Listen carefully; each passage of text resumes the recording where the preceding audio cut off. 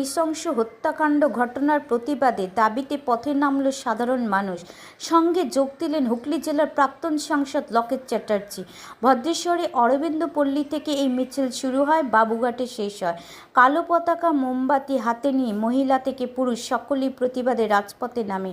প্রাক্তন সাংসদ লকেট চ্যাটার্জি বলেন, যতদিন না অভয়ের হত্যাকাণ্ডের বিচার পাচ্ছে ততদিন তারা রাজপথে এইভাবে প্রতিবাদ জানাবেন।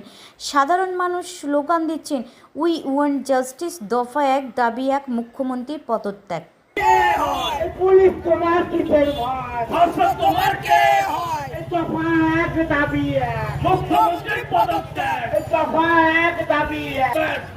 আমার বোনের রক্ত হবে না তো ব্যর্থ। তোমার বোনের রক্ত হবে না তো ব্যর্থ। আমার বোনের রক্ত হবে না তো ব্যর্থ।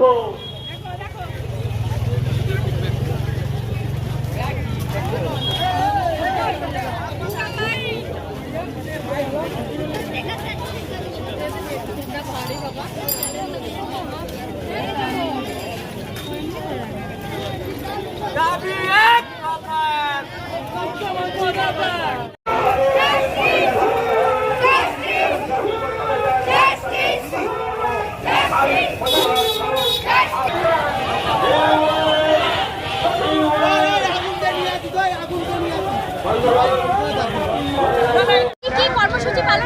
দেখুন, সারা দেশব্যাপী, সারা পশ্চিমবঙ্গে বিভিন্ন জায়গায়, আনায় কোনায়, সব জায়গায় মানুষের একটাই প্রতিবাদের আওয়াজ, উই ওয়ান্ট জাস্টিস।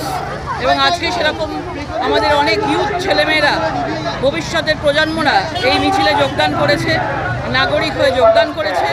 এবং আমরা যতক্ষণ না জাস্টিস পাবে অভয়া, ততক্ষণ আমরা পথেই থাকব।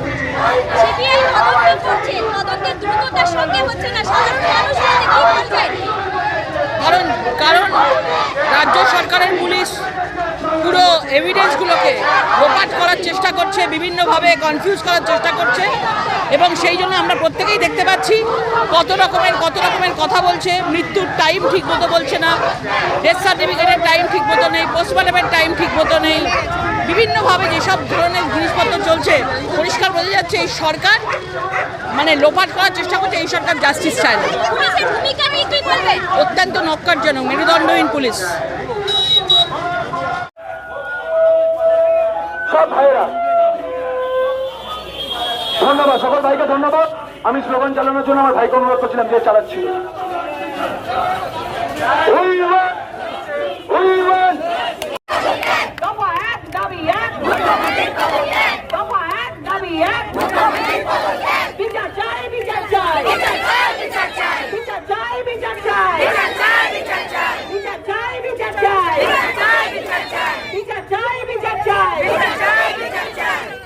আজকে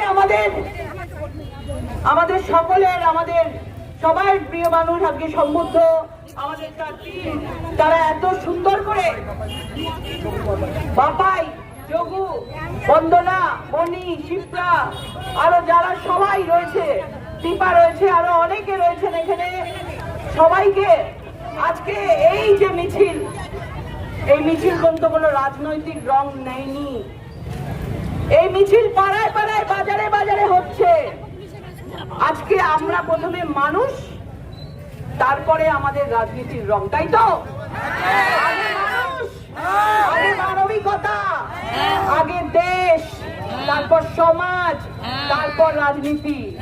সুতরাং আজকে বিভিন্ন জায়গায় আমি আসছিলাম, দেখছিলাম বিভিন্ন জায়গায় 4 জন, 5 জন, 10 জন, 50 জন, 100 জন যারা পাচ্ছে, তাদের মুখে একটাই কথা, যে বিচার চাই, বিচার চাই, আরজি করের বিচার চাই।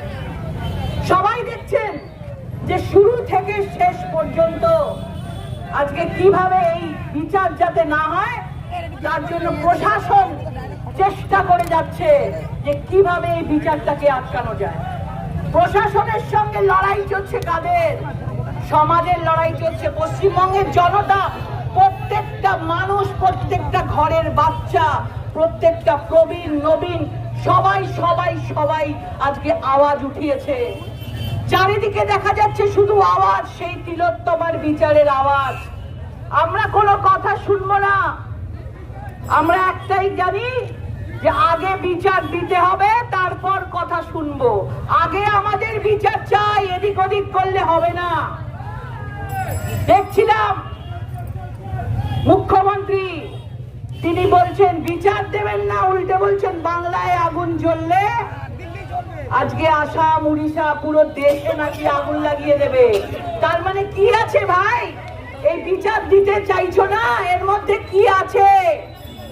আগুন নিয়ে খেলা করছে। আজকে প্রত্যেকের হাতে আগুন আছে।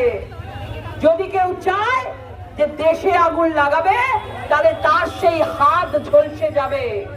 কারণ আমরা সবাই জানি আমরা কোনো দোষ করিনি। আমরা একটাই কথা বলছি যে এই ডাক্তার মেয়েটি আজকে সরকারি হাসপাতাল, সরকারি ডাক্তার, সরকারের ডিউটিতে ওই রকম একটা জায়গার মধ্যে যেভাবে নৃশংসভাবে হত্যা করা হয়েছে, রেপ করে হত্যা করা হয়েছে, আজকে কে করেছে, কারা করেছে, কেন করেছে, সব উত্তর তাকে দিতে হবে। বিভিন্ন ভাবে চেষ্টা করছে তারা অন্যান্য রাজ্য দেখাচ্ছে, তারা কেন্দ্র সরকারের সিবিআই এর কথা বলছে। আমরা একটা কথাই বলবো, সিবিআই কি করবে? প্যারাশুটে নেমে সিবিআই তুলে নিয়ে চলে যাবে? এইভাবে তদন্ত হয়?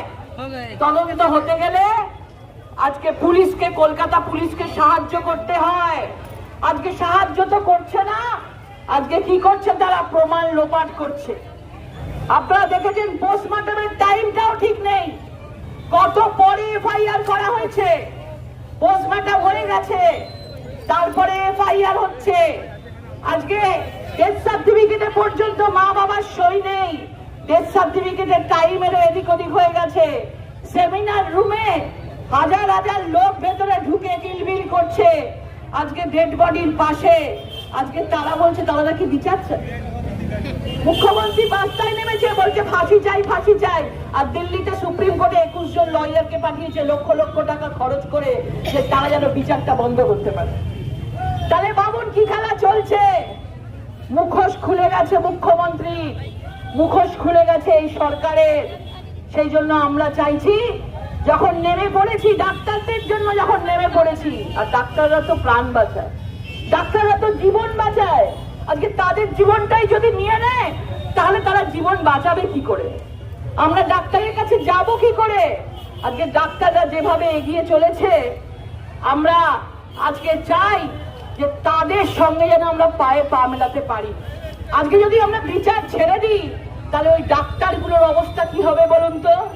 সেই ডাক্তারগুলোকে কি করবে বলুন তো? আজকে হাজার হাজার ডাক্তার বিভিন্ন জায়গা থেকে নেমেছে, তাদের সম্বন্ধে মুখ্যমন্ত্রী ওপেনলি বলছে, থ্রেট করছে, হুমকি দিচ্ছে যে এফআইআর করবো, ক্যারিয়ার নষ্ট করে দেব। তারা মঞ্চ থেকে বলছে। আজকে আমরা আছি বলে তারা মনের জোরে এগিয়ে যাচ্ছে, আমাদের এই সব সময় থাকতে হবে। এবারে পুজোয় আনন্দ না, বাচ্চা একটা মেয়ে, তার মা বলছে পুজোয় কি চাই, একটা বাচ্চা মেয়েও বলছে মা পুজোয় জামা কাপড় চাই না, বিচার চাই। এটাই হচ্ছে বাংলা। পুজোয় জামা কাপড় চাই না আমাদের, পুজোয় বিচার চাই, মা বিচার চাই। আমরা এইভাবে ঢুকে গেছি। কিন্তু বাংলার মেয়ে বলে যে ভোট তিনি নিয়েছেন, আজকে বাংলার মেয়েরাই আজকে জামা কাপড় বাদ দিয়ে বিচার চাইছে ওই মহিলা মুখ্যমন্ত্রীর কাছ থেকে। বিচার তোমাকে দিতেই হবে, নইলে গদি ছাড়তে হবে। বিচার তোমাকে দিতেই হবে, নইলে গদি ছাড়তে হবে। বিচার তোমায় দিতেই হবে, নইলে গদি ছাড়তে হবে। বিচার তোমায় দিতেই হবে, নইলে গদি ছাড়তে হবে। আবার বড় বড় নাকি আইন করছেন। এত বড় মিথ্যে কথা। এইভাবে বিধানসভায় কেউ আইন আনতে পারে না। এইভাবে বিধানসভায় কেউ একা একা আইন আনতে পারে না। এটা মুখ দেখানো। এটার জন্য সবাই প্রতিবাদ করা উচিত। এইভাবে লোক দেখানি আইন নিয়ে আসছে, দেখাচ্ছে সে বিচার চাওয়ার জন্য নাকি প্রধানমন্ত্রী আইন করেননি, উনি আইন করছেন। এতদিন বলনি কেন? দিনের পর দিন পার্কস্ট্রিট, আজকে কামদুনি, কাকদ্বীপ, কুচবিহার, বীরভূম, বাঁকুড়া, বিষ্ণুপুর, পুরুলিয়া, এত কিছু হয়েছে। হুগলিতে